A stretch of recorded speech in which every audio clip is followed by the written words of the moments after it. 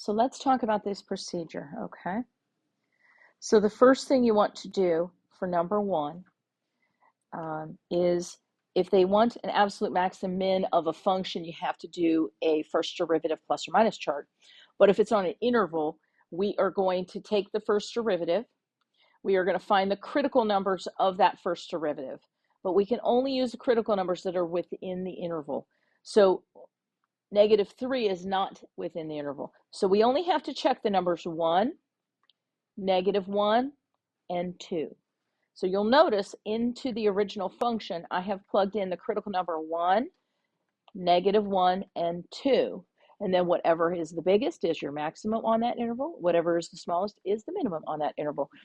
We find that there is a maximum at the 0.15. We find that there's a minimum at the point -1, -11. So just remember, absolute maximum on intervals, easy process. Take the first derivative, whatever critical numbers you find, just use the ones that are in that interval. Also plug the endpoints into the original function. 2 is just a fancy way of saying take the derivative of the sign. We know how to do that in that shortcut procedure. The derivative of a sine is a cosine, and then we are actually just plugging in this value right here. The original derivative formula said the limit as h approaches 0 of f of x plus h minus f of x over h. In this particular case, our x was pi. And so it's just the cosine of pi on the unit circle. The cosine of pi is -1. So those are just some things I will try to review pretty often, some of the things that we will need for the final. We are really ahead of the game this year. We're doing really well as far as timing goes. So we're going to have lots of time to review things. So we might end up like having a review week of chapter 1 and 2, and then taking a chapter 1 and 2 test, and then a 3, and then 4. You know, we're just going to probably be able to really just kind of break down the stuff we're going to see on our final exam. Any questions on that problem? Okay. So today's lesson is really extremely important, because anytime you call something the fundamental theorem of something, that should tell you something. Well, the fundamental theorem of calculus has 2 parts to it, and it basically refers to integrals and what an integral really is. So we are going to break it down. Let's recall what we've learned so far in chapter 4. In 4.1 and 4.2, we discussed how to find the area under a funky shaped curve, we had to break it down into rectangles. And then we found if we did a limit to infinity and figured out what we could take those little slices into, we got that exact answer. Well, this lesson is going to tell us what we can do to go backwards perfectly. It is. So what's interesting, before we actually get started with this, the fundamental theorem part 1 says that the derivative of an integral is the function being evaluated. The derivative of an integral is the function being evaluated. Okay, so if we have this integral from a to x, and we do the derivative, we're just going to get the function inside at x. Okay, now this is one of the easiest concepts because it's just a fact, but for whatever reason, my students never understand it. So I'm going to prove it to you in a very simple way. Okay? Okay. At least I hope.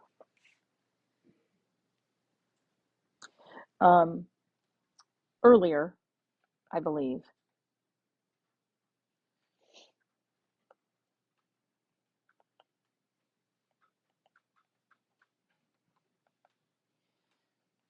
well, yeah, I can just do that. Okay.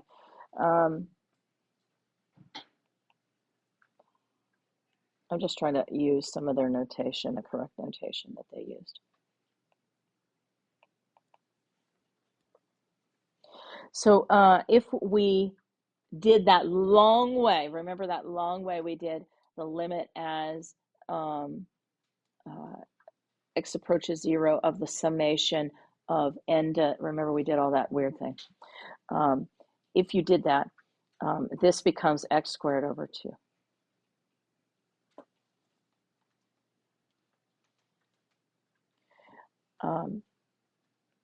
If we take the derivative of that, don't we get x?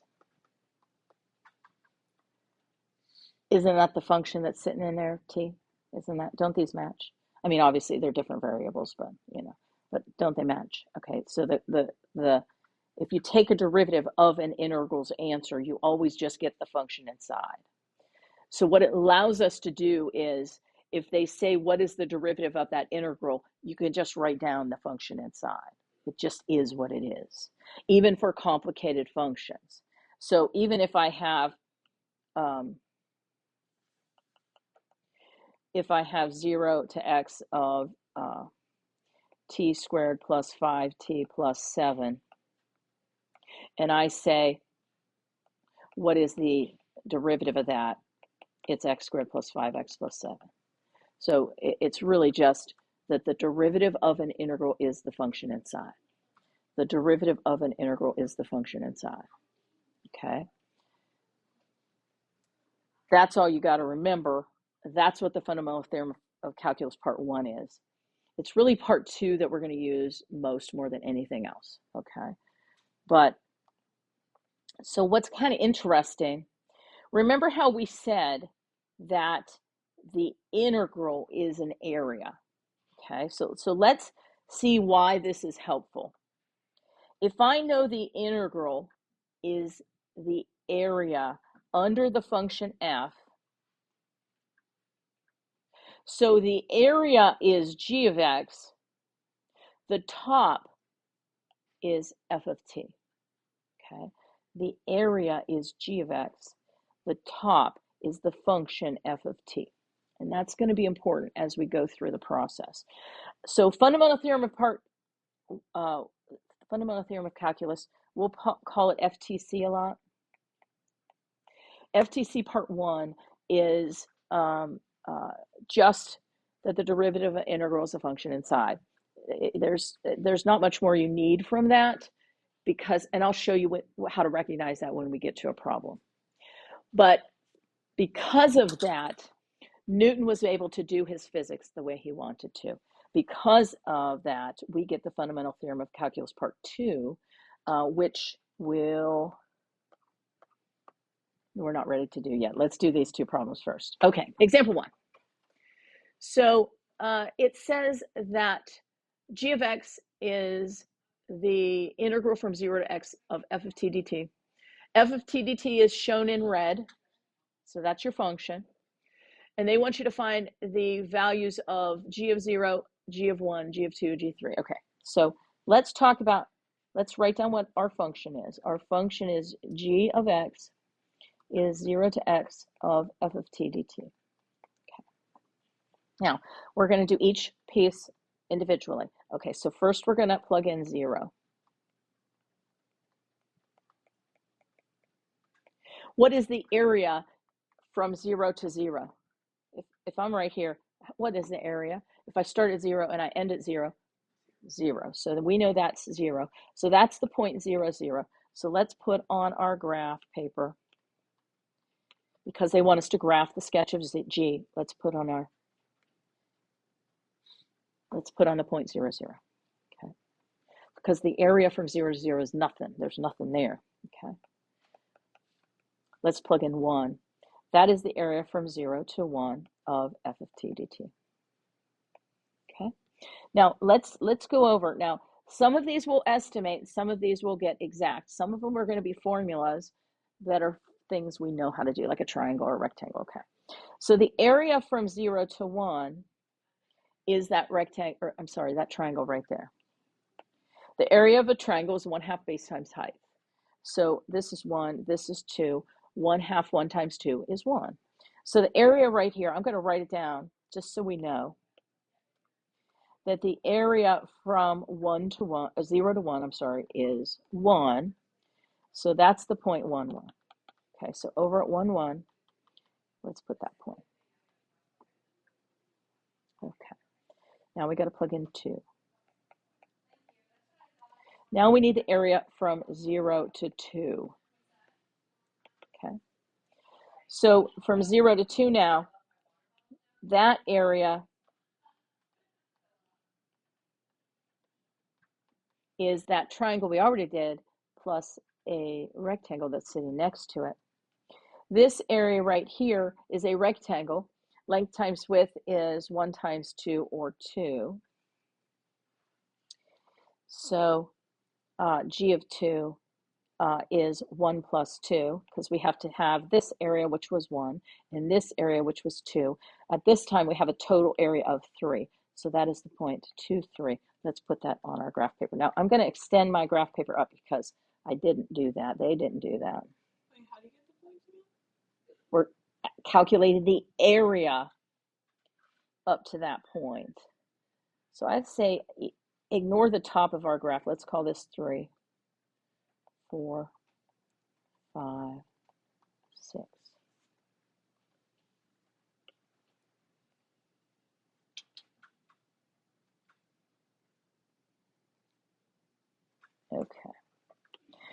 Okay, so the area we have found so far up to from 0 to 2 is 3. Okay, now they wanted us to do 3.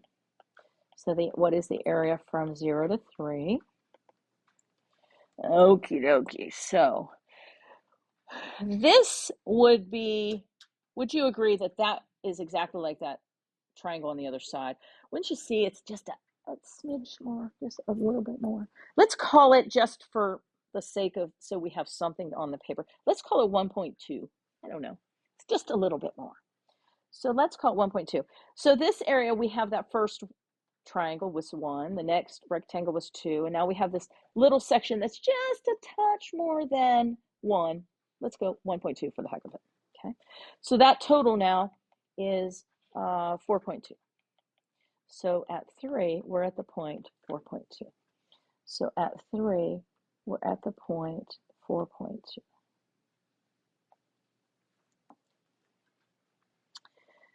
Okay, so at 2, we were at the point 3. I didn't put that on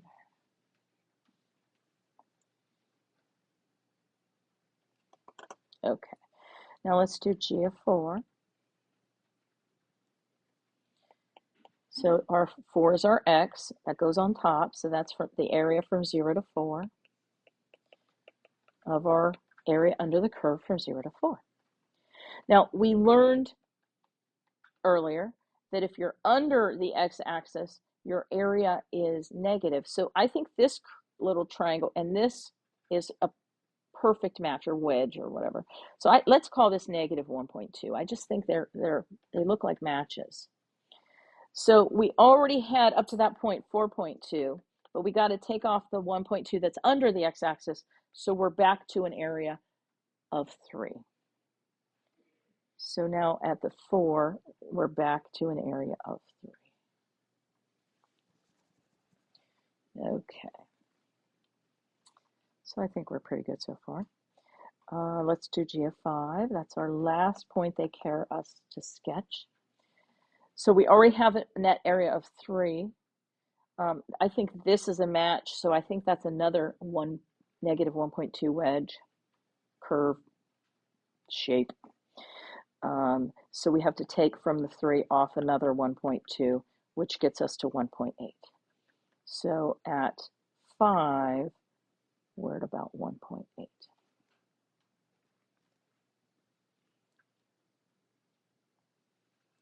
So our integral, the graph of our integral from 0 to 5 looks something like that.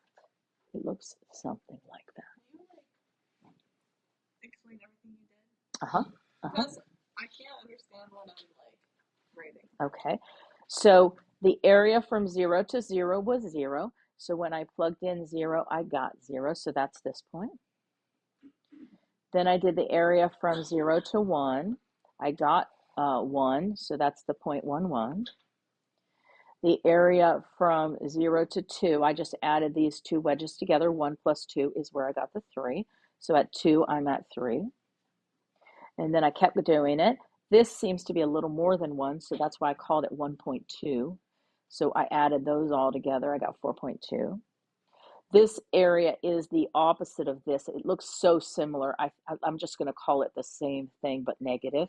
So I called that area negative 1.2. So you'll see I subtracted off that. And then I did it one more time because I think that's the same thing. The area here looks to be a negative 1.2. So I subtracted it off again. Okay. And then you just graph it. And then that would be what your g function would look like. Okay. What's interesting is if you were to think about, remember how we just learned earlier that the derivative of an integral is the function inside. So there is some relationship as far as what the graph should be doing, okay? So if we think about the fact that our graph, so the derivative of this should be this, okay? So remember how derivatives work. The graph of a derivative is telling you about the slopes of the tangent. So do you see how our function is increasing to there? Then it's 0. And then it's decreasing. So it's under, it's over, under, over. So it matches up perfectly with a derivatives graph. So that's why they wanted you to graph it to kind of see how they're related. The derivative is showing up there. Now, if we showed more graph, see how this section is flat, we could get a more accurate relationship between the two. But the fact that this is increasing means the derivative should be positive, which it is. The graph is decreasing, so it should be negative. It is. Here we have a critical number, here we have a 0. So they do go together as derivatives do, as far as what a derivative graph would show. Okay, we're not going to do this too often. This is one of the few times we're going to do it, but it's just kind of showing you visually that they are related to one another in that way. Okay, so if they say, and there's no actual nothing more but saying to find the derivative of this function. Look at how I spelled function. Anyway, the function. Anyway, the derivative of an integral is just the function inside. So it's just the square root of 1 plus x squared. That's it. Now, you have to be careful. Isn't that the most wonderful problems? And I still have students miss it. It just amazes me. Now, if your boundary is a function of x, so like if this was, say, x squared, be careful, it does become a little bit of a chain rule, but it's still not too bad. Okay. No, you change it to your variable that's right here. Okay, so those become our variables. So change it to x's because it becomes a function of x. See how it says g of x. So g prime better be. So x just takes place of t. Yes. That's it. Yes. That's all we're doing. That's all you do. If it's the derivative of an integral, it's the function inside at x. The derivative of an integral is the function inside in x. You just got to memorize that. Okay.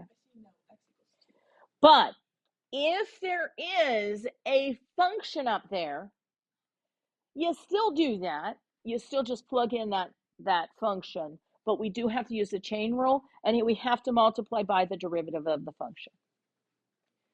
And the reason that happens is because of the chain rule, and when we work backwards, the backwards of a chain rule is something we're going to call use substitution. So you don't need to know that now, but in the future reference, you'll know that. But it's still the same idea. So if I took the derivative of an integral, that is just the function inside with that thing stuck in it. But what do we do when it's a chain rule? We multiply by the derivative of the stuff. we multiply by the derivative of the stuff. So the derivative of an integral is the function inside, but if the integral contains stuff, you put the stuff inside and then you have to multiply by the derivative of the stuff. So the rule is, if you have any number, it's just a number, up to a function of x, and you are trying to take a derivative of that,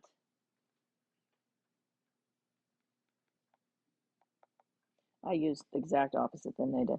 You're going to stick the function inside and then multiply by the derivative of the function. So it's just, it becomes a fancy chain rule. But it's still the same thing. Stuff, stick the stuff in. Take the derivative of the stuff. Okay, it becomes a chain rule. In the sense of what an integral is, it becomes a chain rule.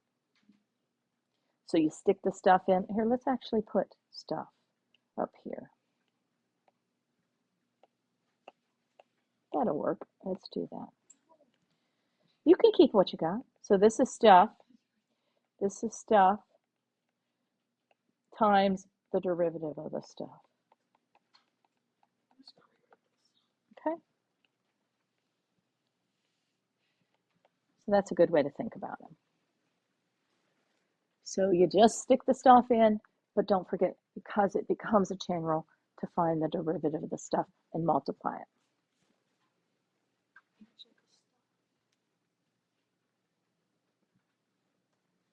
Okay? So the derivative of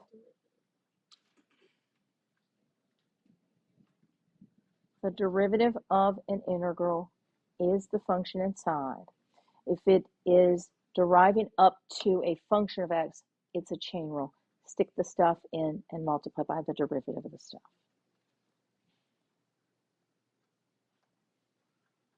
This is the rule? Yeah, that's the rule. Okay. So that leads us to part 2 of the fundamental theorem of calculus. The fundamental theorem of calculus is why we did antiderivatives this week. Because it says, if a function is integral from a to b, then the derivative, the integral is just the antiderivative of the function evaluated at b minus the antiderivative of the function evaluated at a. Because if the derivative of an integral is the function, then the derivative must be the antiderivative, right? Because then the antiderivative and the derivative would cancel each other out. An integral is the antiderivative. An integral is the antiderivative. So now we know how to find the area under the curve exactly without doing all that summation formulas we were doing in 4.1 and 4.2, without drawing the rectangles. We never have to do that again, because now we know there's a formula that an integral is an antiderivative. That's the fundamental theorem of calculus part 2. That's what we're going to use most often. Okay. We're going to call these the upper and lower bounds. Those are the upper and lower bounds. So our upper bound is B, our lower bound is A. It is always our antiderivative, plug in the upper bound, minus the antiderivative, plug in our lower bound, because that cuts off the area in the right locations. So we have to take off the area from 0 to A, and then it just becomes the area from B to A. We're going to write it with this little notation. That just means, hey, take our antiderivative and plug in B, then plug in A. So I'll use that little bar. I just make like a little bar and I put the A and the B on it. Okay. So from now on, if you see the integral notation, you need to know by heart that means the antiderivative. Okay. That means the antiderivative. You got to know that. Okay. So that leads us to one of the very first problems when we were drawing rectangles. When we were drawing rectangles, I told you that the area from 0 to 1 of x squared was, I think it was 1/3, 2/3, I don't know. Okay, but let's do it now. So the area from y equals x squared from 0 to 1 is just the integral of x squared dx. Now, what does the dx mean? The dx is like our delta x when we were setting up the triangles. It's just a notational thing that tells you what you are integrating in terms of the variable x. So that equals. Mm-hmm. So the area under the parabola y equals x squared from 0 to 1 is that integral. What is the general antiderivative of x squared? Go backwards for me. What is the general antiderivative of x squared? Power goes up by 1, and you divide by that power. So that's x cubed over 3.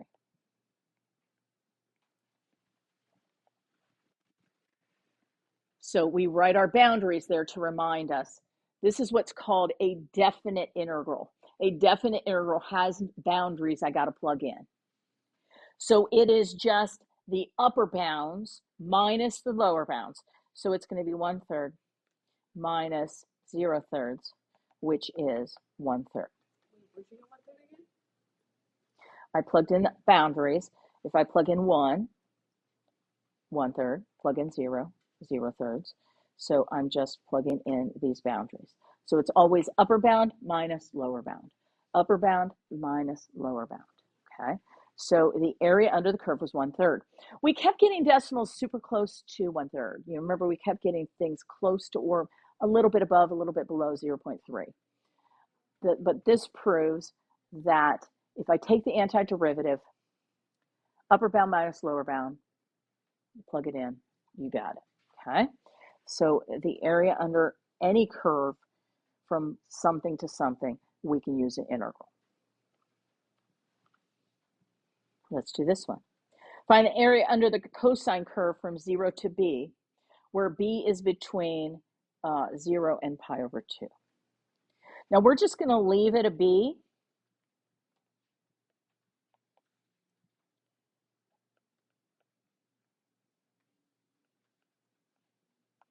We're just going to leave that variable b there. It can be anything between 0 and pi over 2. Okay. So what do? Well, the antiderivative of the cosine is a sine, because you could check it. If I took the derivative of that, I should get the function inside. Oh, that's what the fundamental theorem of calculus part 1 said. If I take the derivative of the sine, I better get the function inside. Cosine, I do, check. But I'm going to plug in my boundaries, 0 and b. So the area under curve from 0 to b, wherever I stop between 0 and pi 2, is pi 2, sine of b minus sine of 0. Now, the sine of 0 we can evaluate. B, we don't know where we stopped, so we're just going to leave it at b.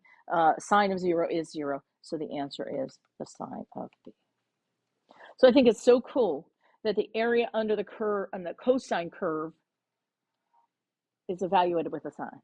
It's kind of interesting how it works like that. That's kind of neat, okay? So, 2 things to remember. Fundamental theorem of calculus part 1. If I take the derivative of an integral, I just get the function inside. Be careful if my boundary is something other than x, do the chain rule. Number 2, just use the antiderivative. It's the upper bound antiderivative plugged in to the antiderivative minus lower bound. That's what you got to remember. So the fundamental theorem of calculus says the derivative of an integral is a function inside, because evaluating an integral uses the opposite of that, the antiderivative. So it's like multiplying and dividing. If I derive an antiderivative, I should get back to where I started, okay? And that's what happens. So that is super important that you know that. It is called the fundamental theorem of calculus for a reason. We will be looking at how to evaluate lots of integrals. It's going to take us the rest of this 9 weeks and a touch of the 4th to learn everything we need to know about integrals before we do a few applications. There's ways we can find the volumes of very funky shapes. There, we can find area between very funky curves. Integrals are super powerful in their applications for engineering, real life applications. They're just used a ton. We just slightly scratched the surface of what an integral can do. In calc, if you ever take calc 2, 3, whatever, differential equations, you learn more about what they're used for, okay? And they're just a cool thing, okay.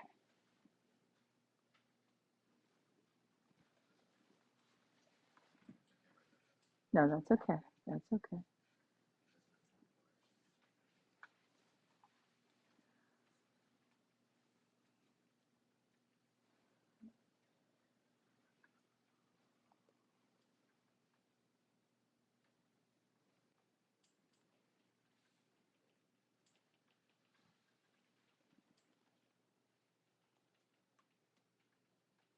And I do like this little notation here that reminds you is that this is the antiderivative. So if I take the derivative of this, I can check, it better be the function inside. The derivative of the answer to an integral will always be the function inside.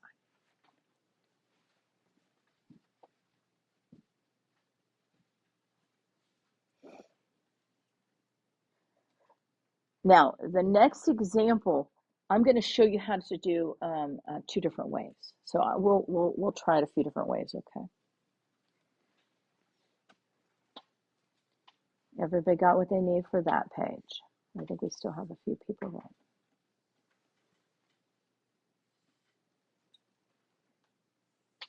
there. Okay, so let's look at this example. It says to find h prime, find the derivative. If we see the derivative of an integral, we should recognize the fact that it's going to be related to the function inside. But we have an upper bound that isn't just an x. So we're going to call x squared u just to prove to you what is happening, okay?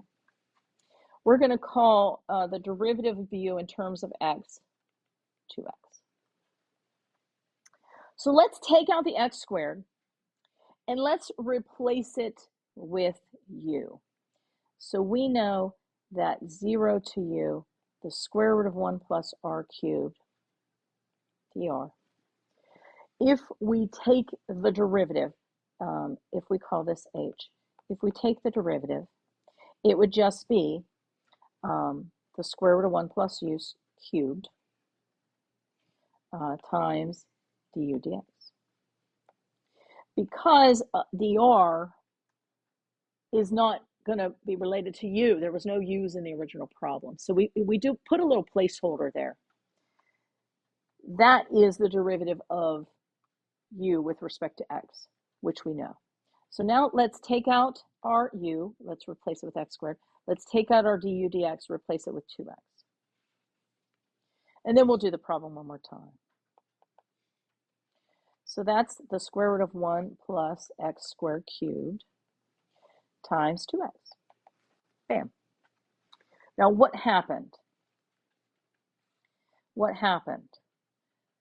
If you have a f of x, it's stuff. So we're going to take 1 plus the stuff cubed times the derivative of the stuff. And that's exactly what this u substitution is showing us, that our answer, the derivative of this integral, is the square root of 1 plus the stuff times, 1 plus the stuff times the derivative of the stuff. So you don't have to do this u substitution. There's going to become a time where we're going to have to. These problems you don't have to. If you recognize that you got a function up there and you think of it as stuff, the derivative of an integral is a function inside with the stuff in it times the derivative of the stuff. Now, even if you do it if there's an x there and you stick an x in, what's the derivative of an x? 1. So it's still going to work. You know what I mean? It's still going to work, okay? So however you get it, here's your answer. However, if you use the U substitution method or you don't, you get the same thing each time, okay? So now we've practiced the fundamental theorem of calculus part 1. The derivative of an integral is a function inside. Be careful if the boundaries are a function of x. Now let's do the fundamental theorem of calculus part 2. To evaluate an integral, we are going to use the antiderivative. So think about what we practiced the last 2 days and last week a little bit. Let's take the antiderivative of the stuff inside. So if it's just a constant, tack on an x. 1 times x is x. Oh, I'm sorry, that's a y. The derivative of a 1 is y, because it's y. The derivative of 3y, you're going to bring the power up by 1 and divide by that new power. The derivative of a y squared is going to become a y cubed divided by 3. And then I'm going to put my little boundaries there to remind me I got to plug in some numbers. So it's just the antiderivative plugged in the upper bound minus the antiderivative plugged in the lower bound. So I'm going to plug in 4. I'm going to plug in 0. Don't always assume that 0 gives you 0. Check it out. Check it out just in case. If I plug in my upper bound, I get 4 plus 3 times 16 divided by 2 plus 64 divided by 3 minus, and I always put it in parentheses, my lower bound. I get 0 plus 0 plus 0. Don't always assume you're going to get 0 when you plug in 0. Think about if there was a cosine sitting there. The cosine of 0 is 1. So sometimes you do get something where when you plug in 0, you get something different. So just be aware. Just be aware you sometimes do get something funky. Okay. Now, in order to make this lovely, 2 goes into 16 8 times. 3 times 8 is 24. That's 28. That's 64 thirds. So that's really 84 thirds plus 64 thirds, or a total, minus. Wait, was there a plus? Yeah, there's plus. That is 148 thirds.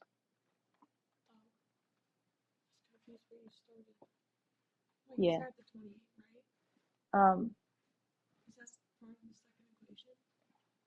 Yeah. Look, okay. 3 times 8 is 24, plus 4 is 28. I just combine those numbers. 24 plus 4 is 28. Oh, you're still on the first. You're still on number 4. You're still on the 4. You're not doing 0 yet. Yeah, because that's all 0. You can put minus 0 there if you want to. That's all part of the equation. Yeah, that's just your answer. Sorry. I got the wrong color. That's why I was confused. Okay, sorry.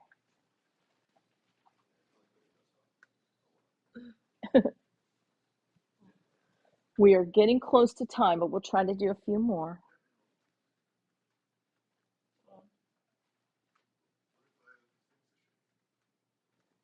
Well, we'll have to do that after.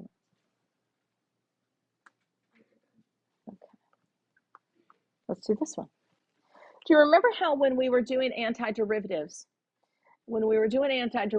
I always reminded you that a rewrite was helpful? And that's still true with derivatives and antiderivatives. So I'm going to make this an x to the 1/3 before I begin. Okay.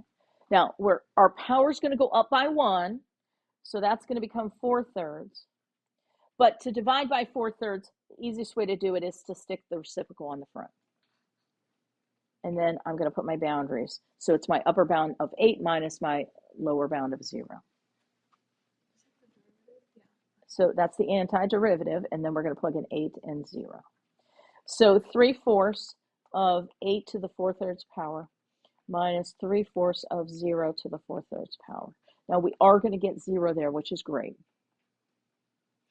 But let's plug in 8. Now let's talk about 8. This is the cube root of 8, which is 2. 2 to the 4th is 16. So this really just becomes 3/4 of 16, or 12. So the area under that curve from 0 to 8. So if you look at the cube root, it's that slightly more squished square root. That section from 0 to 8 has an exact area of 12, which I think is interesting, that it is a perfect number because it's a curve and it's a weird curve, but it has an area of 12 from 0 to 8. Any questions about that one?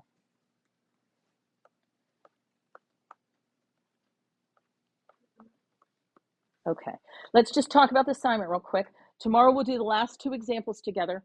Your assignment are the odds in section 4.3. Get started on them now. Tomorrow we only have 2 examples to do, so we will have all of tomorrow and some of Friday, or probably most of Friday, to work on this homework, which is due at the end of class on Friday.